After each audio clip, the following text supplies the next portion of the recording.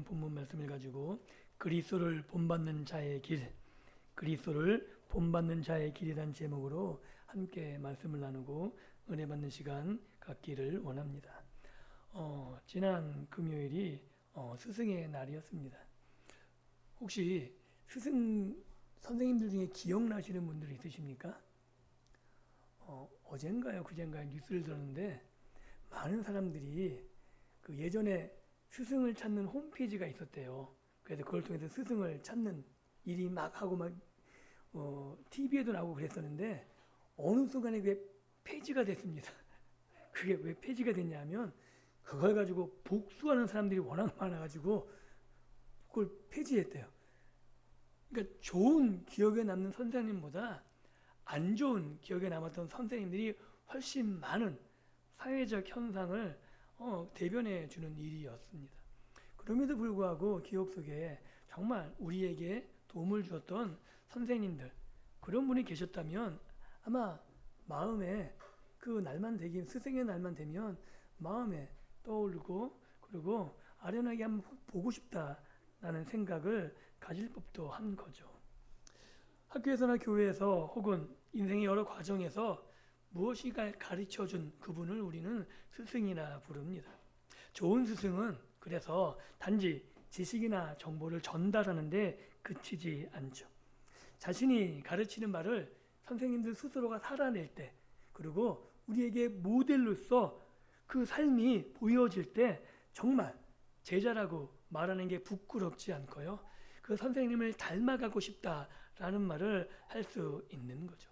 그래서 그런 선생님들은 때로는 제자들을 위해 마땅히 누릴 수 있는 선생으로서의 특권을 내려놓고 그 제자들과 한없이 함께하는 그런 모습, 그런 희생을 감수하는 선생님들, 그분을 스승의 표상이라고 우리들은 말할 수 있는 겁니다.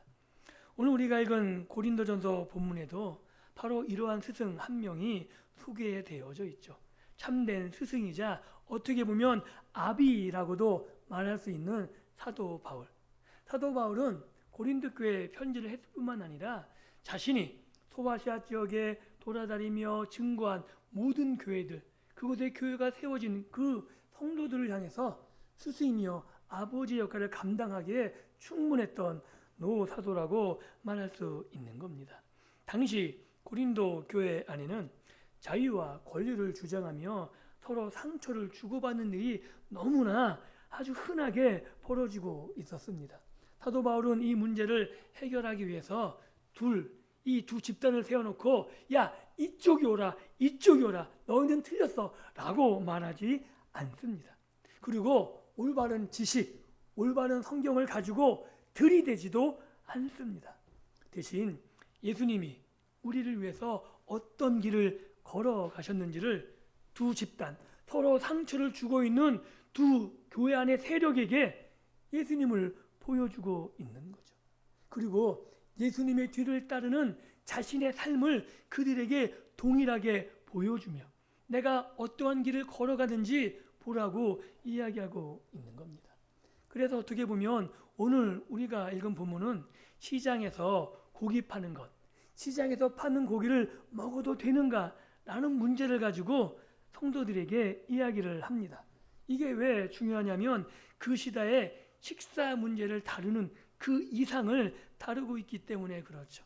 지금 우리는 시장에서 물건을 사고 팔고 고기를 먹는 거 거리끼는 게 없는 거예요. 그런데 그 당시에 시장에 나오는 모든 고기는 황제에게 바쳐지고 우상에게 바쳐진 것들을 갖고 팔기 때문에 시장에서 있는 모든 고기들은 우상 제물이라고 그렇게 생각해도 전혀 틀리지 않은 거죠. 그런데 사도 바울은 그 속에서 오늘 우리 그리스도인들이 세상을 살아갈 때 내가 가진 권리와 자유를 다른 사람들에게 어떻게 사용하는지 그 모델로서 예수님 그리고 사도 바울 자신을 통해서 배우라고 말하고 있고 그 배움을 우리가 배우며 또한 그 배움을 가지고 나도 예수님처럼 사도 바울처럼 선한 길을 인내하는 선한 길을 인도하며 살아가는 그런 성산의 믿음의 권속들이 될 수 있기를 예수님의 이름으로 축복합니다. 그래서 우리는 먼저 이 말씀을 살펴보기 위해서 고린도 상황을 한번 살펴보기를 원합니다. 이 고린도는요, 로마 제국 수많은 도시 가운데 상업이 가장 발달한 도시 가운데 하나입니다. 그리고 그 옛날 로마 시대 모든 도시들이 그랬듯이 거대한 로마 신전들이 있었고요. 그 신전 안에는 황제 우상도, 황제 신상도 당연히 있었고, 그 당시 고린도 지역을 관할한다고 말하는 수많은 우상들이 신전에 세워져 있었죠. 그래서 우리가 앞서 살펴보았듯이 이 고린도 시장에서 팔리는 모든 고기는 거의 우상에게 바쳐진 고기였습니다. 그래서 이 고기를 먹는 문제를 두고 고린도 교회 안에서 성도들 사이에 의견이 나눠진 거예요. 어떻게 나눠지냐면 이런 거죠. 세상의 모든 우상은 가짜고 오직 하나님이 참되 우상은 원래 없는 거야. 다 가짜야. 그러니 우상에게 바쳐진 고기라 할지라도 그건 의미가 없고 가짜이기 때문에 우리가 믿음으로 그냥 받아 먹으면 되는 거야 라고 말하는 사람들이 있는 겁니다. 이게 틀린 말이 아니죠. 그래서 사도 바울이 이렇게 표현하는 거예요. 모든 것이 가하다. 나에게는 이 우상의 제물이라 할지라도 꺼리낌이 없어. 한번 여쭤볼게요. 우리가 추석이나 설 때 사람들이 모이면 아직까지 예수님을 믿지 않는 사람들은 제사를 지내죠. 제사 음식 어떻게 하십니까? 먹어야 될까요? 말아야 될까요? 어떻게 생각해요? 먹지 말아요? 그러면 그들이 우리를 비난할 수도 있는데요. 야, 이걸 왜 안 먹어? 오늘 그 문제를 다루고 있는 거거든요. 이것은 내 입장이 아니라 그것을 보는 상대방의 입장에서 생각해야 된다고 말하고 있는 겁니다. 엄밀하게 우리는 먹을 권리와 자유가 있어. 왜? 그 모든 것들이 아무리 우상에게 바쳐진 것이라 할지라도 누가 주신 거예요? 하나님이요. 그래서 내게 꺼리낌이 없으면 전혀 문제가 되지 않아요. 그럼에도 불구하고 내가 꺼리낌이 없다고 그냥 함부로 판단하고 그 우상 제물을 대하지 말라라고 말한 겁니다. 그래서 23절에서 바울은 그들의 주장을 그대로 인용하여 대답합니다. 모든 것이 가하나 모든 것이 유익하지 않다. 모든 것이 가하나 모든 것이 덕을 세우지 않는다. 나는 먹을 수 있다는 거예요. 그런데 내가 먹는 게 나는 모르겠지만 그 상황에서 나 외에 사람들에게 유익하지 않을 수도 있고 모든 사람들에게 덕을 세우지 않는 방향으로 그 상황이 진행돼 나갈 수도 있다라고 말하고 있는 거죠. 바울은 그렇게 믿음의 담대함을 가진 지식과 그 사람의 믿음의 자유를 부정하지 않습니다.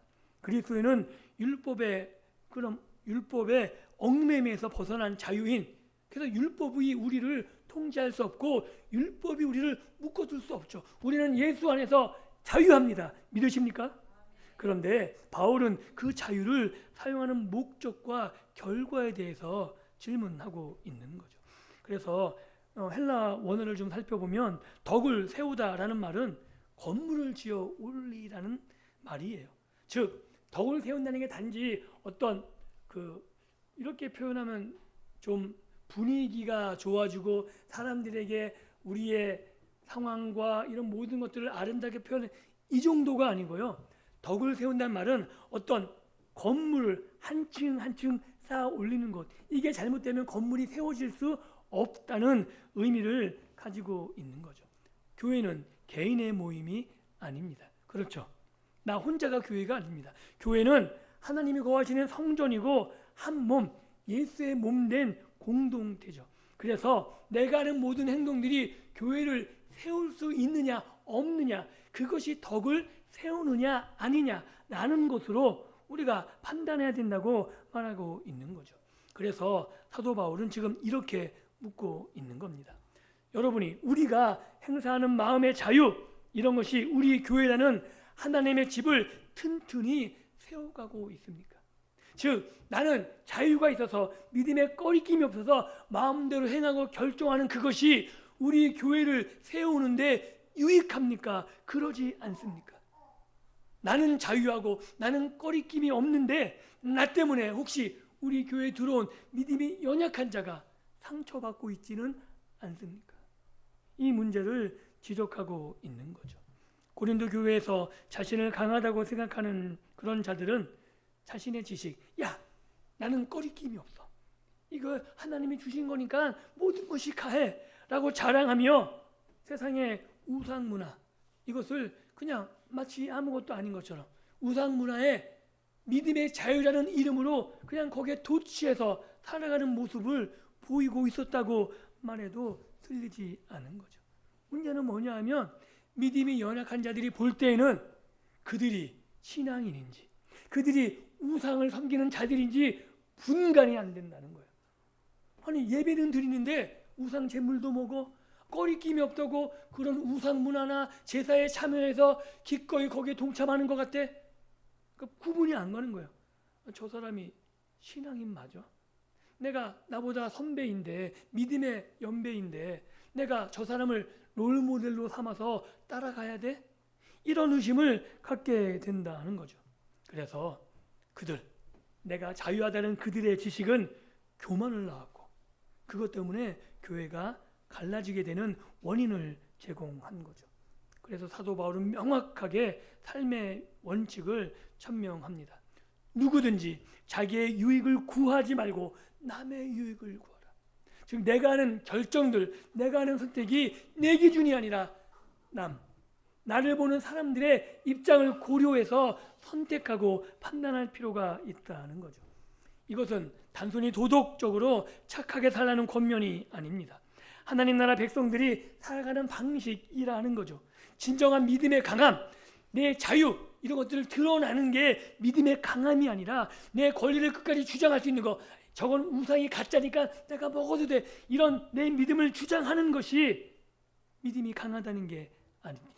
오히려 나에게 주어진 정당한 권리, 이것을 내 앞에 있는 연약한 형제가 상처받지 않도록 그 권리를 내려놓을 수 있는 것, 나를 제한하고 나를 절제하는 것이 믿음이 강한 거라고 사도 바울이 말하고 있는 거죠.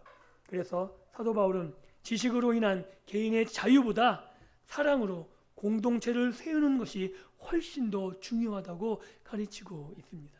우리 성산교회가 이렇게 믿음의 지식을 드러내고 내세우는 것이 아니라 사랑으로 교회 공동체를 섬기고 하나되는 일에 앞장서는 그런 믿음의 공동체가 되기를 예수님의 이름으로 축복합니다. 그리고 사도 바울은 또한 일상에서 겪는 아주 구체적인 상황을 또한 상정합니다.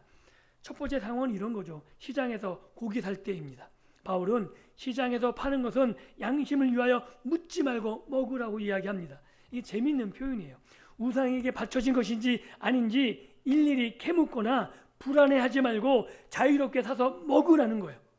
묻지 말라는 거예요. 묻지 말고 먹으라는 거예요. 이유는 26절에 나오죠. 이는 땅과 거기 충만한 것이 주의 것입니다. 우리는 아는 거예요. 모든 것이 주의 것, 모든 것이 우리를 위해서 허락하는 것. 그렇기 때문에 묻지 말라는 겁니다.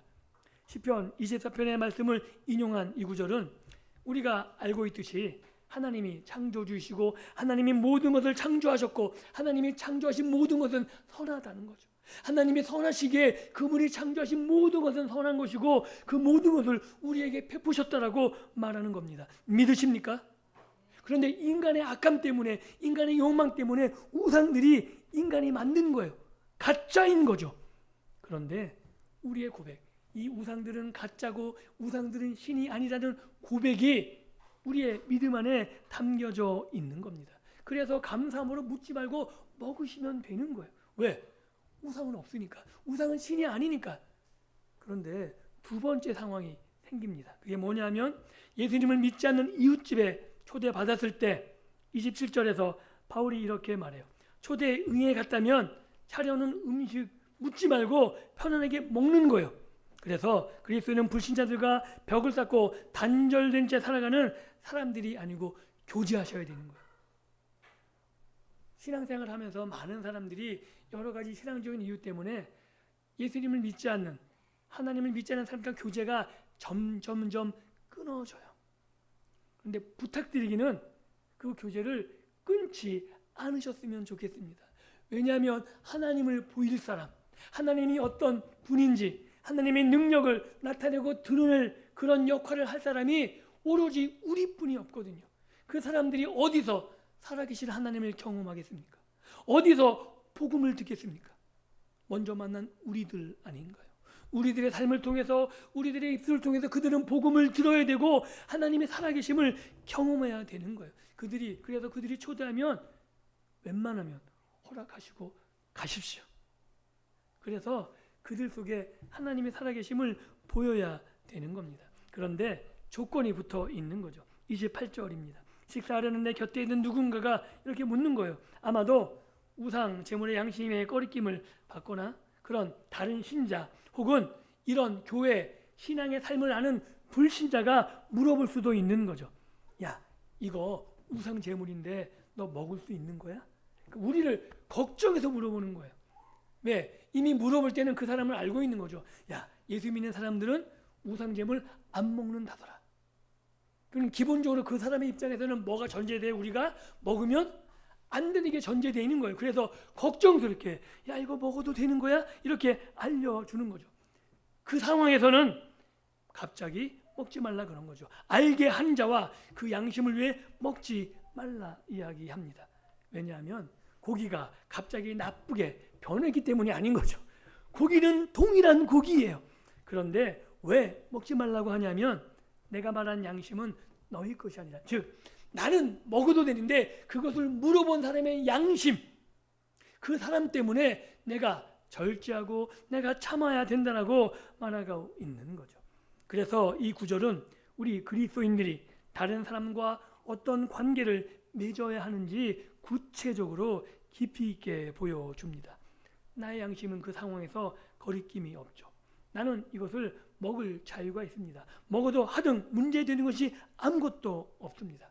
그러나 내 앞에 앉아있는 사람의 양심이 그것 때문에 시험에 들거나 아니면 신앙의 혼란을 겪거나 그런 것 때문이라면 그 사람을 보호하기 위해서, 맞아, 예수님 믿는 사람은 우상의 제물엔 참여하지 않아. 그것을 보여주기 위해서라도 단호하게 숟가락을 내려놓으라고 말하고 있는 거죠. 그 상황에서 우리는 이렇게 항변하고 싶을지 모릅니다. 29절 하반절에 나오는 고린도 교인들의 마음과 동일한 거죠. 왜? 내가 정당한 자유가 있고 다른 사람의 좁은 생각 때문에 간섭받고 평가받아야 돼. 내가 그들을 설득하고 내 자유를 드러내고 그 음식을 먹어도 되지 않을까? 라고 생각할 수 있는 거죠. 그런데 이것은 우리가 좀 더 깊이 생각해 봐야 되는 겁니다. 개인의 권리 주장, 충분히 내가 설득하면 된다고 생각할 수 있지만 그렇지 않다는 거예요. 그것을 물어볼 때 그 상황에서는 이미 그는 판단하고 있는 거죠. 내가 그것으로 올바른 신앙이냐. 그러니까 우리가 그에게 어떻게 보이는지는 그 우상 제물을 먹고 안 먹고에 따라서 그는 이미 판단하고 있는 거예요. 그 자리에서 먹으면 내가 아무리 설득해도 그 사람은 야, 저 신앙 날라리네, 이렇게 되는 거예요. 그렇기 때문에 오히려 내 모습이 정결한 모습으로 하나님의 백성으로 살아가는 모습을 보이기 위해서, 그에게 내 삶의 신앙의 모습을 바르게 보여주기 위해서 내가 절제해야 되는 거죠. 그가 내 삶에 참견하는 것이 아니라 그 사람의 신앙을, 그 사람의 생각을 보호하고 바르게 알려주기 위해서 내가 그렇게 선택해야 된다고 말하고 있는 겁니다. 사도 바울은 개인의 권리보다 형제를 향한 책임이 훨씬 더 중요하다라고 설명하고 있는 거죠. 성경이 말하는 성도의 삶은 그래서 나 혼자 하나님을 잘 믿는 것으로 끝나지 않는 겁니다.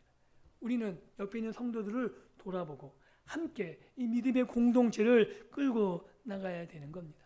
그래서 세상 모든 조직과 모든 공동체는 엘리트 위주예요. 그래서 우리 사회 경제에도 그런 말 있잖아요. 엘리트 소수가 우리나라 먹여 살린다. 그래서 그 엘리트를 얼마나 잘 키우고 그 엘리트들이 조직에서 잘 운영될 수 있도록 도와주고 협조해야 된다. 이렇게 배웠어요.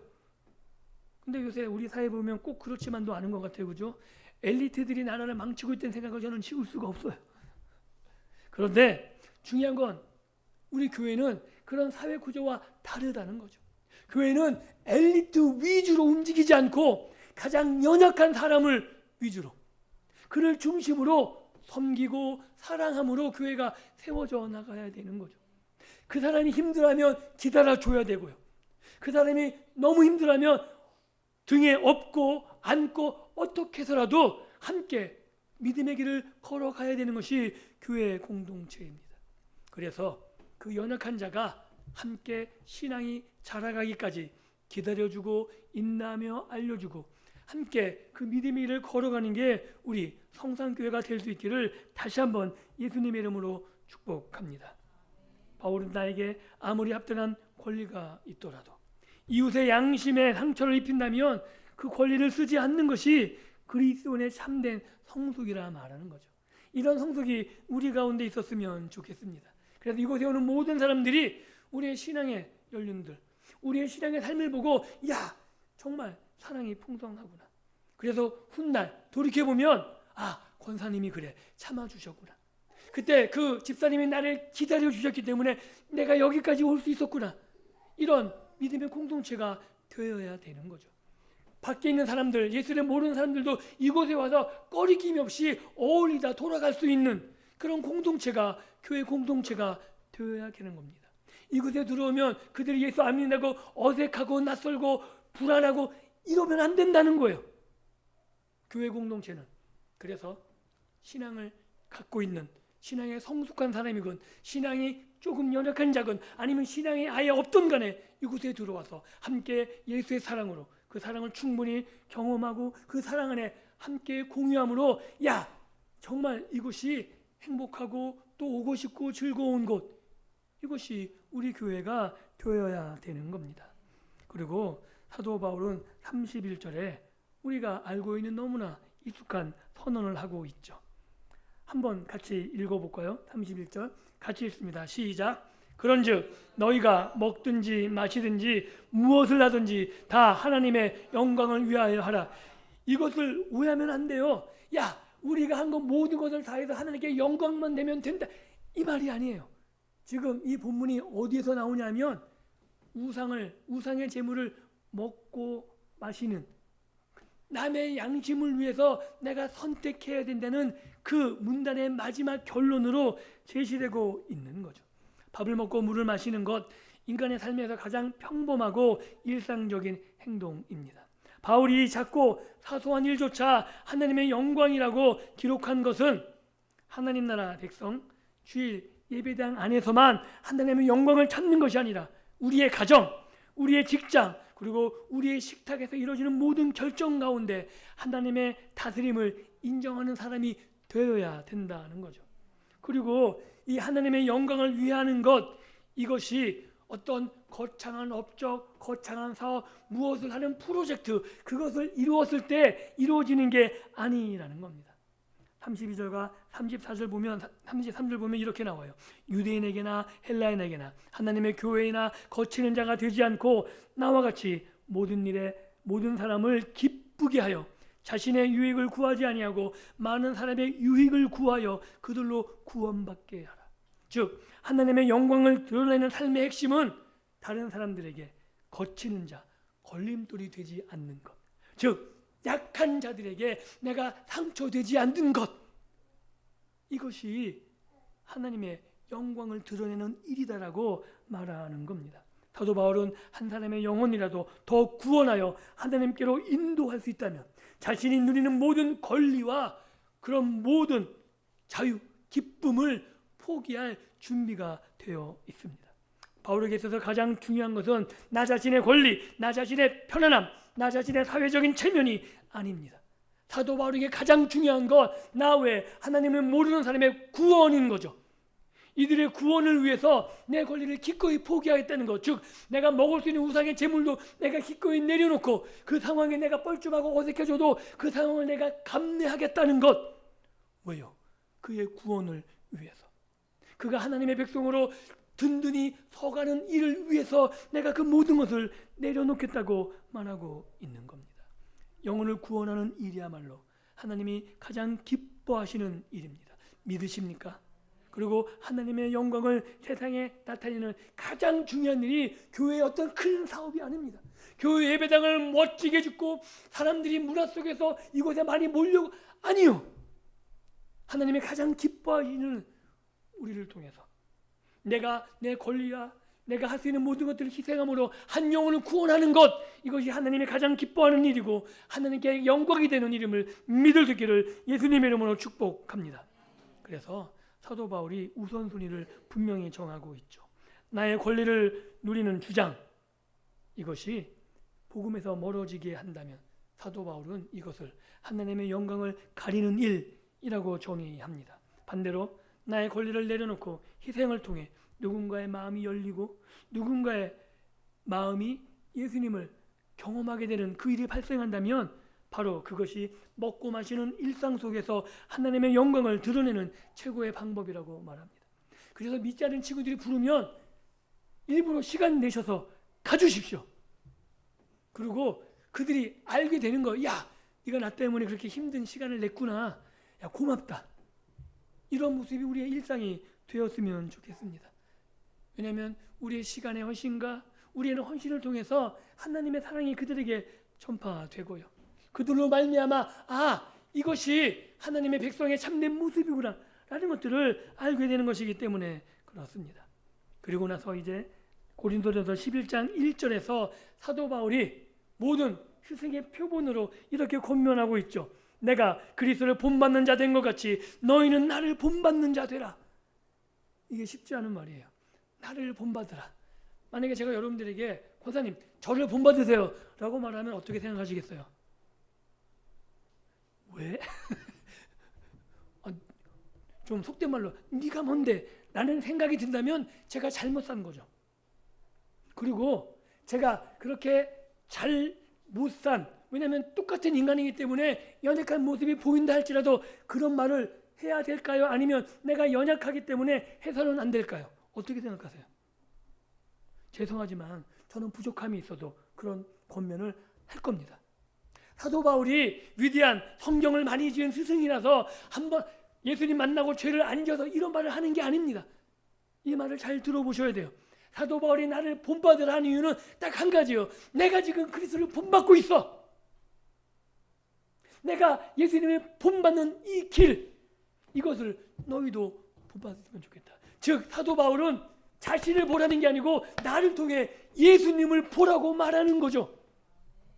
이것을 통해서 내가 연약하고 내가 실수할 수 있는데 그 모습을 보지 말고 내가 그리스도를 본받는, 내가 예수님을 향해서 쫓아가는 그 모습 가운데 함께 가기를 권면하고 있는 겁니다. 그런 의미에서 저도 여러분들에게 권면하기를 원합니다. 내가 그리스도를 본받는 자 된 것 같이 저를 본받으십시오.